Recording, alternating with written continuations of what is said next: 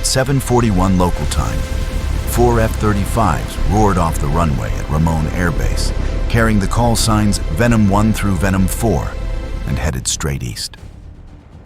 Their target was Iran's Space Headquarters, the site providing targeting data for ballistic missiles. This entire strike package was built to disappear from sight. Every detail, from the flight path to the altitude, from the electronic signature to the way the formation was coordinated, served one purpose only: get in without being detected. But what the flight had no idea of was that southeast of Tehran, an Iranian air defense battery had been sitting still, fully dark, cold, and patient for days, and had now just found them. Over western Iran, the threat warning system in the lead Venom suddenly caught a short, sharp radar burst. Then it was almost immediately gone.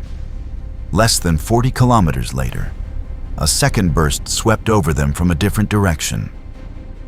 Someone was handing off the target picture along the route. That meant the formation had not just been spotted once, but was being tracked by crews who had learned to appear quickly, get a clear look, and then vanish before anti-radiation missiles could lock onto the emitter. They never stayed on the air long enough to become prey. They flashed just long enough to pass the tactical picture to the next crew. Right then, Venom 3's engine management system lit up amber on the pilot's helmet display. Turbine inlet temperature had surged past allowable limits. The Pratt & Whitney F-135, the only engine this F-35 I carried, began automatically reducing power to keep the turbine blades from being destroyed, cutting roughly 15% of thrust without asking the pilot's opinion. If a turbine temperature problem happens over friendly airspace, it just means an early return for maintenance. But if it happens over Iran, then one mistimed flameout could turn an Israeli pilot into a man ejecting right above the most hostile capital on Earth. Venom lead took only seconds to decide. Venom 3 could not continue. Venom 4 would escort it out. The two jets immediately split from the formation, turned southwest along a modified flight corridor, and nursed the stricken aircraft back toward Iraqi airspace. The other two kept driving east. In an instant, the formation had lost half its strength over the most dangerous part of the mission. Venom 1 checked the mission clock. Only 9 minutes remained to the final entry point. Then another 3 minutes from there to bomb release, 12 minutes total. In those 12 minutes, they could not maneuver hard, could not go to afterburner, could not do anything that would make their thermal signature flare up. At the same time, the Iranian air defense crews still alive in the city were staring at the gap that had just opened in the sky, where Venom 3 and Venom 4 had been. Somewhere below, a radar that had been silent for 8 days was probably doing the same math. The weapons officers in Venom 1 and Venom 2 stared at the number that had just become much worse: 8. The space headquarters of the Islamic Revolutionary Guard Corps was a multi-building complex, with rooftop antenna arrays linked to 3 Iranian satellites, communicating with the only people authorized to control them, along with orbital control rooms and server infrastructure holding the encryption keys. If they had all 16 bombs, they could have covered every structure. But now, only 8 remained. That meant choices had to be made. The antenna arrays came first. The control room ranked second. The server section came third. Each target got the bare minimum, nothing generous, nothing safe. A calculation that a planning cell in peacetime might spend 30 minutes debating now had to be solved by 2 men sitting in combat cockpits in 45 seconds at cruising altitude over Iran. That was no longer improvisation. It was the result of training for the worst day long before that day ever arrived. But just a few thousand feet below their planned altitude, something had been lying still for 8 days and was about to wake up. the moment Venom 3 and Venom 4 left the assigned corridor. The entire altitude stack in the strike wave headed for Tehran had to change. Multiple Israeli formations were converging on the capital at the same time, most of them stealth aircraft, so stealthy that they could barely see one another on radar, which was exactly the whole point of the design. Israel's Combined Air Operations Center had to push out emergency deconfliction updates immediately. Venom 1 and Venom 2 were ordered down 3,000 feet below plan. That put them 3,000 feet closer to the ground, 3,000 feet closer to everything below that wanted them gone, and more importantly, straight into the detection envelope of a system the Israelis had thought was sitting this war out. Southeast of the city, a Khordad 15 battery had just seen them. Its commander had watched the whole war behind a radar that stayed completely off. He had seen Bavar 373 batteries light up, fire, and then disappear from the map after being erased by AIRGC 88 harms. Every radar that turned on became a death sentence, because high-speed anti-radiation missiles would come for the emitter within about 90 seconds of the first transmission. The earliest batteries to fight had lasted less than 2 minutes. The lesson was brutally simple. Only turn on the radar when the target is worth trading your life for. His passive electro-optical tracking system picked up 2 heat signatures at 35 kilometers, flying northwest towards central Tehran. An F-35I at military power can push exhaust temperatures to around 1,500 degrees Celsius. Against the cold upper atmosphere, that looks like a bright point to any infrared sensor sophisticated enough to catch it. The altitude change made for airspace deconfliction had accidentally handed this commander exactly what he needed. He turned on the Nahid 804 radar for exactly 3 seconds, just long enough to refine bearing and range, then shut it off again. Only 3 seconds. But that was enough to confirm one thing. Something was there. The Khordad 15 is a system built around 2 coordinated trucks. One carries the Nahid 804 passive electronically scanned array radar, with a detection range of about 150 kilometers against conventional fighters, but significantly less against stealth targets. The other carries 4 Sayyad 3 missiles in a 2x2 arrangement. But the reason this battery had survived to this point was not the radar. It was the backup electro-optical tracker. That sensor is passive, emits nothing, broadcasts nothing, and therefore cannot be detected by the F-35I's threat warning system. Picture it simply like this. 15 truck, someone sitting in a dark parking lot with the lights off, still able to see you coming only from the glow of the phone in your hand. On the cab. You have no idea you've been seen. Even so, the Khordad 15 radar was still struggling. Against the F-35I's tiny radar cross-section, the return looked like flickering ghosts, there one moment and gone the next. Not clean enough to build a stable firing solution, but enough to confirm the target was real. Inside Venom 1, the warning system caught that radar burst before it fully died away, and almost immediately identified the threat type. Across the F-35I's airframe sit more than 30 antennas that make up the AN/ASQ-239 Barracuda electronic warfare suite, one of the most sensitive threat detection systems ever mounted on a fighter. Each antenna listens to a different frequency band, allowing the jet to monitor the full electromagnetic spectrum at once, like listening to 30 radio stations at the same time and still knowing which one just changed songs. In just 3 seconds of Nahid 804 transmission, Barracuda had classified the emitter, geolocated the battery to within meters, and tagged it as a Khordad 15 southeast of the city. The Iranian commander had not only exposed where he was, he had also unintentionally told the other side what system he was using and what missiles he had. Knowing where the battery was is one thing. Being able to do something about it is another. Venom 1 understood that the Khordad-15, armed with Sayyad-3 missiles, was claimed to have an engagement envelope out to 45 kilometers against stealth targets. At that moment, the remaining formation was inside roughly 35 kilometers and still flying straight into the threat zone. Down below, the Iranian commander also understood that his radar could not hold a lock long enough to fire. He shut it down again and kept tracking passively as the two heat signatures slid past 33 kilometers, then 31. Every kilometer closer meant the missiles would need less mid-course correction, less time on guidance. And at the same time, the enemy harm would need less time to reach him. Two clocks were counting down in opposite directions, and he was standing in the center of the storm. He knew he probably had only about 30 seconds of radar time left before something flying faster than Mach 3 ripped the whole system apart.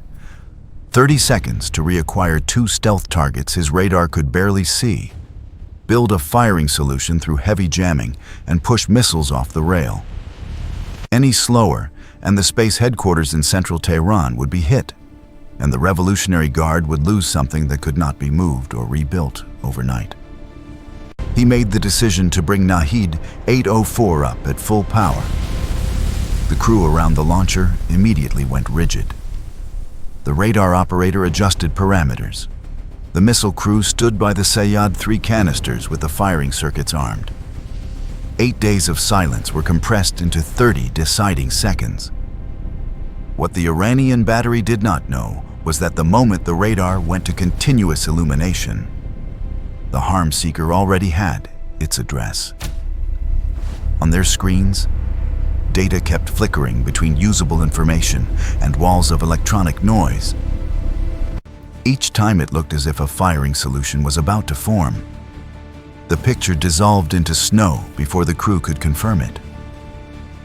It felt like trying to read a text message while someone kept slapping the phone out of your hand. You caught one word, maybe two, and then everything vanished again. The AGM-88E harm had been flying just below the radar horizon, nearly invisible until the final seconds. 30 seconds quickly collapsed into 20, then 10. Just as the enemy jamming cycle shifted to another emitter farther west, the battery's display suddenly cleared for 1 to 2 seconds. Two targets snapped into view at 31 kilometers, clean bearing, clean range. The commander's hand shot toward the firing panel, but it was already too late. The AGM-88E harm is a high-speed anti-radiation missile weighing about 536 pounds, carrying a 150-pound blast fragmentation warhead designed to tear apart radar antennas and the electronic gear on the control vehicle. It flies at supersonic speed above Mach 2, with a range of more than 90 miles. The most frightening part is not the speed or the range. It is the memory. This missile does not need the target to keep transmitting until the last second. All it needs is for the radar to turn on once. It records the emitter's coordinates, then uses inertial guidance and GPS to fly straight to that address. Turning the radar off does not save you. The missile already knows where you are. The seeker of the AGM-88E picked up the Nahid 804 antenna from about 8 kilometers away.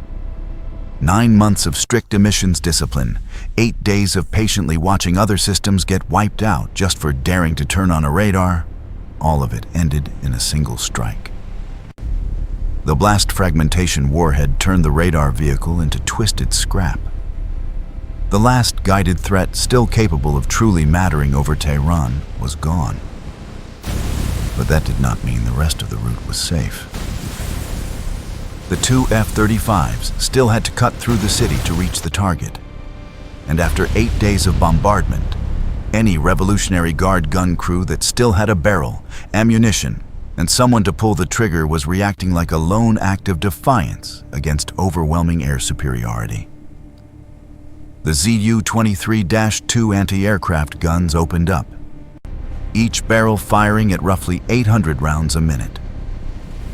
23mm rounds drew arcs of fire into the sky, even though their effective ceiling was only around 2,500 meters, far below the altitude of the fighters.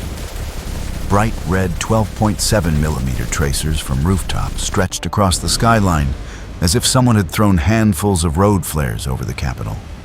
That was the most expensive air defense Tehran could still put into the fight at that moment. Unguided fire aimed straight at aircraft it could almost mathematically never reach. Around the F-35E's fuselage are 6 infrared cameras that make up the distributed aperture system, giving the pilot a full 360-degree spherical view that no fourth-generation fighter can match. On the helmet visor, every stream of tracer fire appeared in real time. The scene looked like a fireworks show designed by someone who hated the audience.